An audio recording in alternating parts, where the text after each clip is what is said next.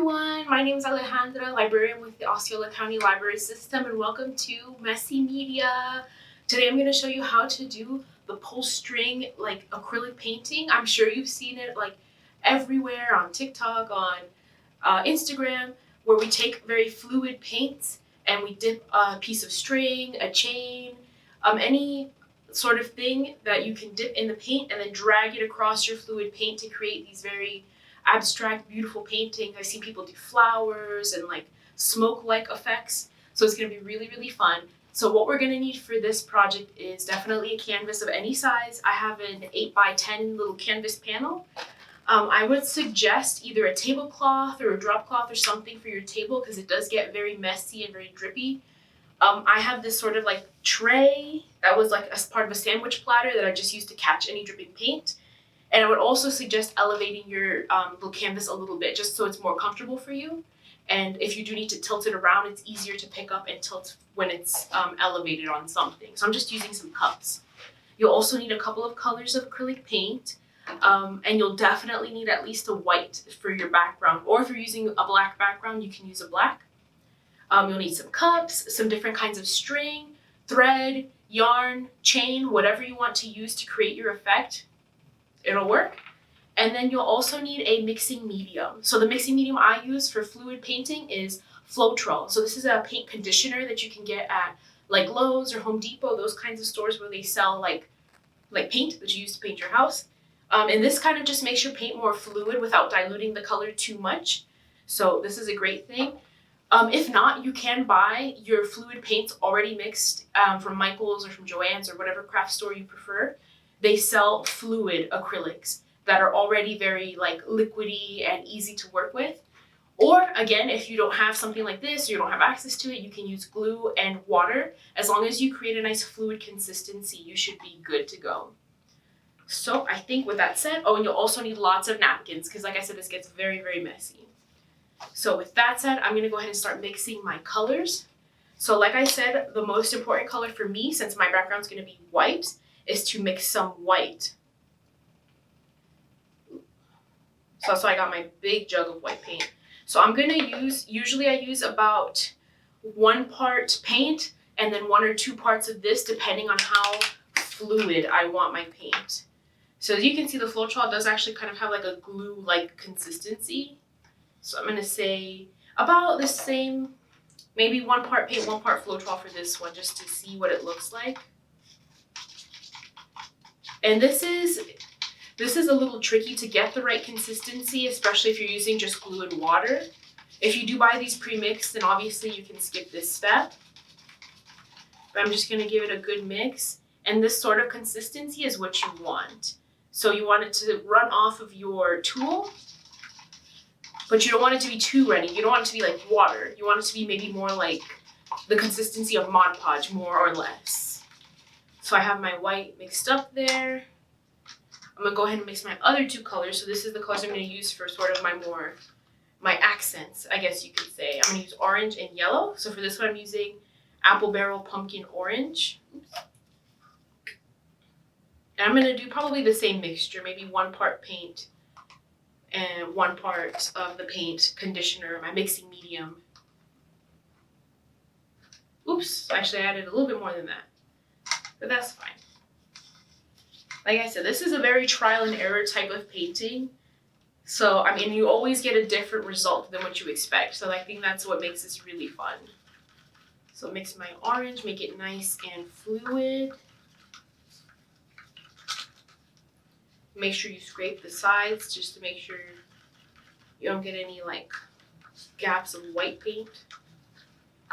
And then you see we have that good sort of consistency that drips but isn't too liquidy. And then the orange and the yellow are the colors that I'm going to dip my my string in. So I have my next cup and my yellow. I'm using Folk Arts Yellow Light.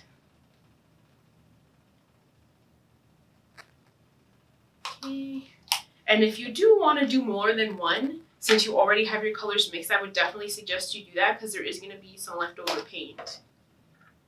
So for the yellow and the orange, I did about 1 part paint and 2 parts floetrol accidentally, but I think it'll still work just fine. and give it a good mix. I do also find that lighter colors tend to be better for these kinds of projects because they're already sort of more fluid than darker colors. I'm not sure if it's the pigments that are in sort of darker acrylic paints, but I find that yellows, oranges, light pinks, light blues tend to make better mixing or tend to make better fluid paint than my darker colors. I don't always nail it with my darker colors. So now that I have that, I'm gonna go ahead and grab my string. I'm just using the sort of twine that I had here, and I'm gonna just dip that in the paint and just kind of let it sit there for a little bit. So just submerge it completely and then leave a little bit hanging out so you can, when you pull it out, you don't get your hands covered in paint. Okay. And then I got my orange there and my string. I've seen people do this also with different types of chains and get very, very interesting effects. So it really does depend on what you use. If you use a thinner thread, a thicker one, you get different looks depending on what you decide to use. So I have that. So now I'm going to take my white paint that I prepped and I'm going to use it as a background here for my canvas. So I'm just going to pour a pretty generous amount on and I'm going to spread it around with I have a little spatula here, but you can use whatever you want, or you can just tilt your canvas back and forth. That would work too. And we just need this in order to have something for our strings to sort of travel around, like to spread on. And bring it all the way to the edges. You don't want to leave any part of your canvas dry. It should all be covered in paint.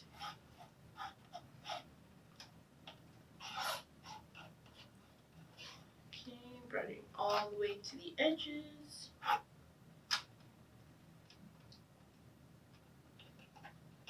And it's already sort of dripping off my white paint, so as you can see, like, it is going to be very, very messy.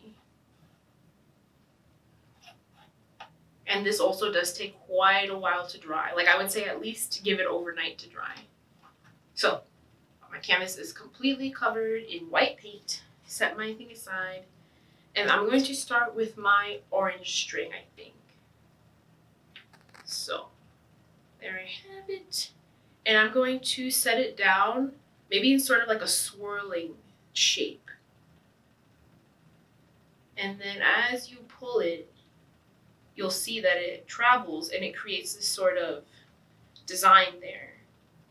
So I'm going to dip I'm actually going to dip my orange back in because I might use it again. And I'm going to grab my yellow one. Ooh. Grab my yellow one and I'm going to put it pretty close. And then try to do the same thing, maybe doing it a little bit different. And then again, you're going to want to pull slowly to drag that sort of shape on your canvas.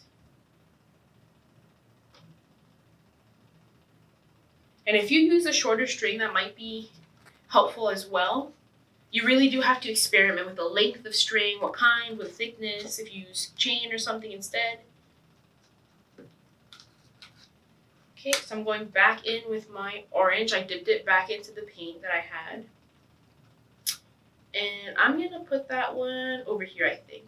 And I'm going to drag it in this direction to maybe have a flower or a shape over here. There we go. I'm really liking the way that looks. It might also be handy maybe to have more than one of these spatulas on hand so you can like dip your string back in the cup.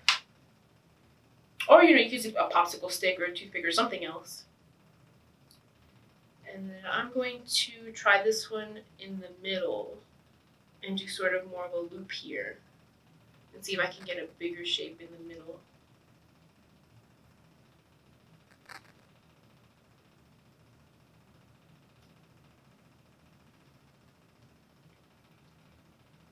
Ooh, this is super messy. I'm going to go back in with my orange one more time, and I think I'm going to try and make a shape in the middle to maybe make it a little bit more cohesive there.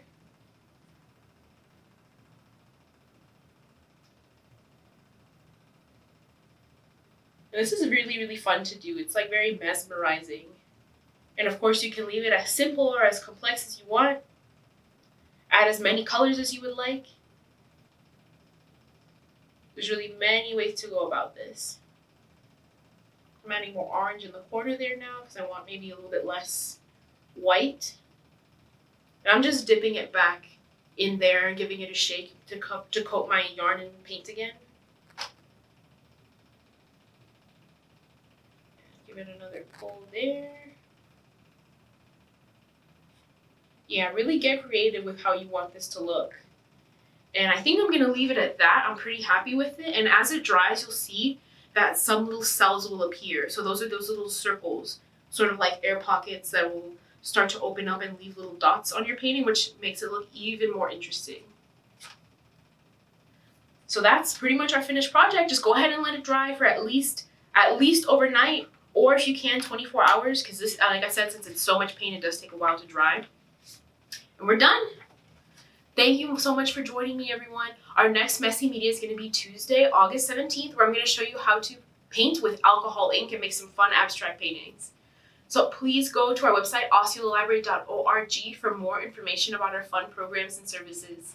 Thanks so much, everyone. See you next time.